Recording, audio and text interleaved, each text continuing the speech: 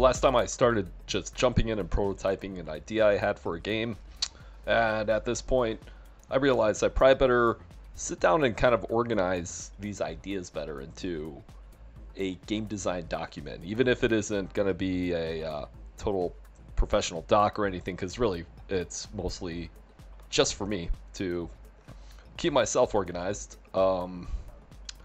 I figured it'd be a great way for me to make an outline of the gameplay that I'm going to have and what the game's about, the adventure, all that. Kind of see where I came a little further from before. I made the Christmas cookies, I made that little train, but as I start getting into it, I realize I have to write out what I'm going to do. Put myself on track. So here is my game design document that I kind of started out with. It's rough, but I just have kind of 5 bullet points that I'm starting with. I lay out my concept. It's a third-person roguelike heist game where you play as a rat trying to feed his growing family by sneaking away treats in the days leading up to Christmas. The rat must navigate through the house, avoiding obstacles and challenges to collect sweets and snacks that are hidden away as gifts or left out for Santa Claus.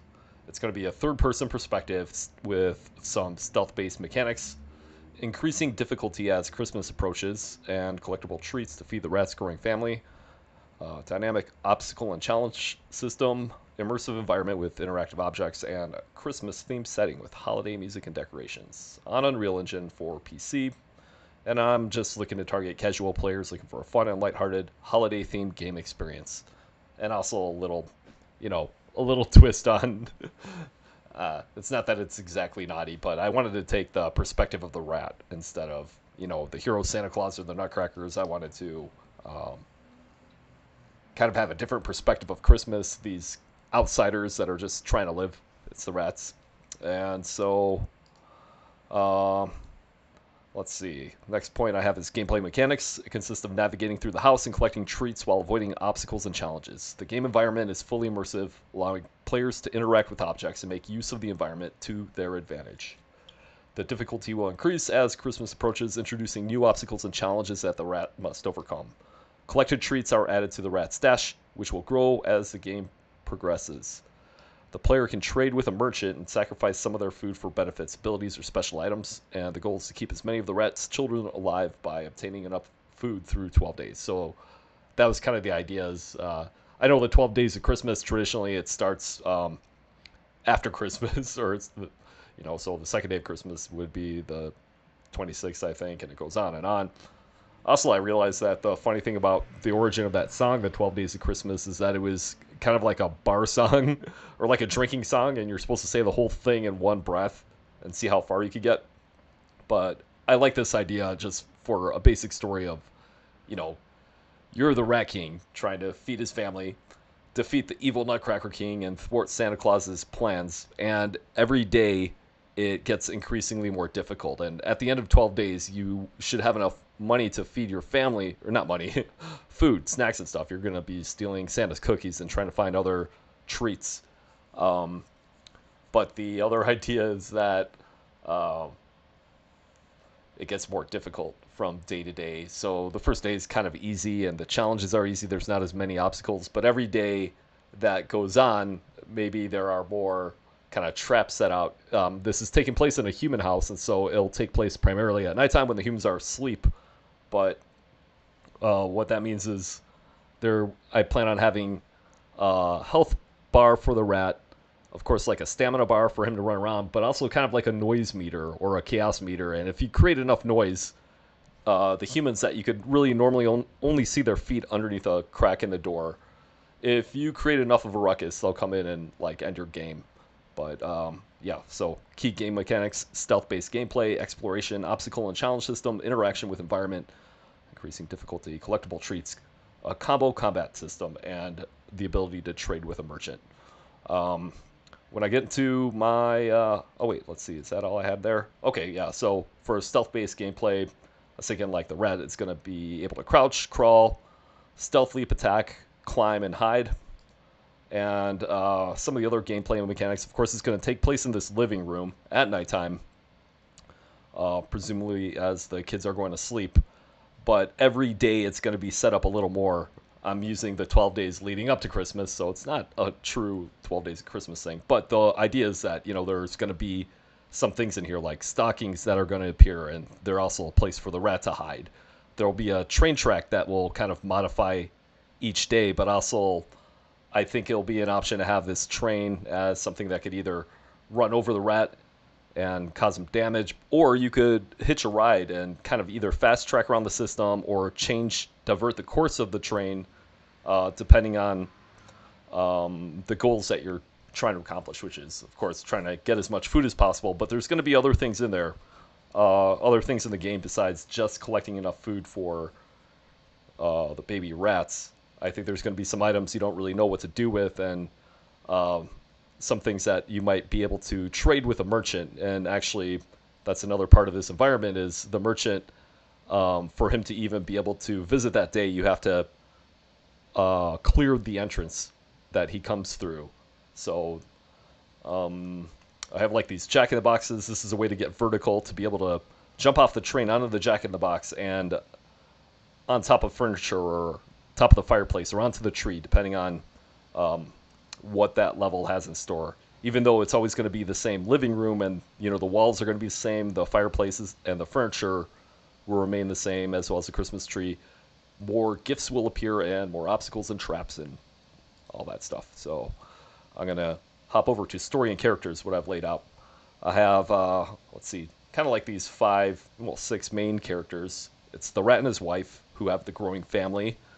The wife will give birth to a single baby rat on the first day, 2 rats on the second day, 3 on the third, fourth, all the way up to 12 born on the 12th day. So it's kind of like, it's not really exponential. I don't know the name of that mathematical term, but you have to get more and more food if you want to keep the rat babies alive each day, or else if you aren't able to meet their daily hunger thresholds for how many children there are, they'll start to get sick and pass away. There are also going to be nutcrackers of increasing strength and difficulty all the way up to the Nutcracker King.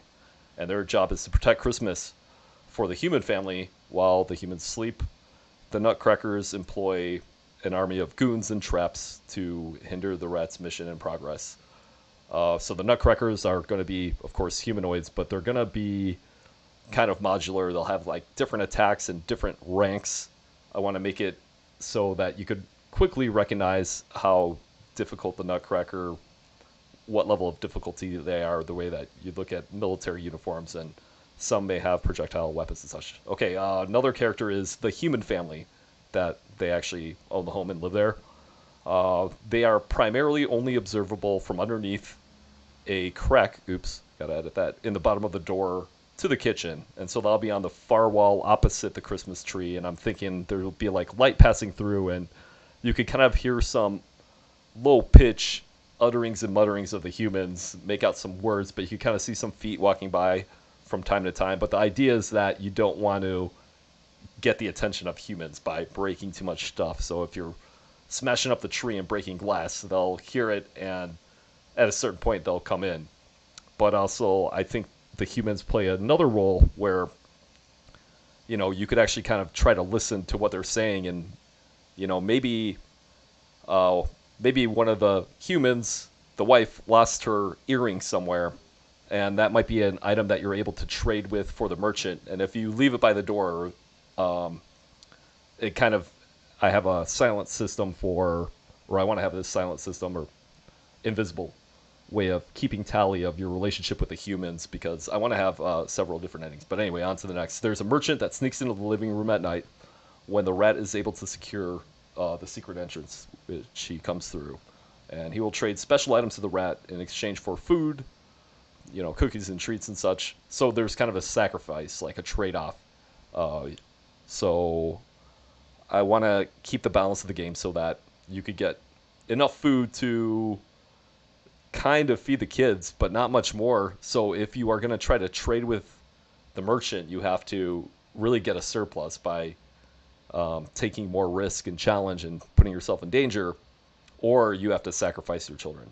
And another character that is not really visible, is Santa Claus, and He'll kind of be like a voice on the radio that if you acquire a radio. Yeah, so here's what I was thinking for story and characters. Several endings are available depending on what the player chooses to do over the 12 days. So like a different ending if, or it'll affect the ending if the player is able to feed the wife and the children through all 12 days. Also, if the player defeats all the Nutcrackers and all the goons, that'll affect the ending. If the player is able to strike a deal with the Nutcrackers, so there's going to be some subtle mechanics that might allow this. If the player is the only surviving rat, meaning your wife and kids all die and you're the last one left, obviously that'll affect the ending. And if the player ruins Christmas for the humans, that's another ending. Or if the player creates a friendship with the humans. So now I'm going to move on to, okay, I guess that's, oh yeah, story and characters. Art and audio. Art will be generated, I build in Blender, Substance, Photoshop, and Unreal. And I do the audio with Adobe Audition and GarageBand for the MIDI stuff. Animation will be handled with Mixamo and a Rococo motion capture suite that I have. Of course, Blender and Unreal Engine. And then I do the concept sketching like on a tablet, but also I just use Midjourney AI to get some things really quickly. And I will probably use assets if I need to from the asset store, which I already have been messing with, like particle effects and such. And the Adobe Cloud might have some things like a nicely framed door that's already UV'd, but we'll see how many of those I stick with in the end as I try to optimize, because I might end up kind of building and trying to control all my assets. So here we have the Rat King, the Rat Queen, the Merchant, Nutcracker King, and just the idea that there are these massive humans on the other side of the door. So we also have like these different obstacle characters. You know, I've shown you the Snow Bomb in the previous video.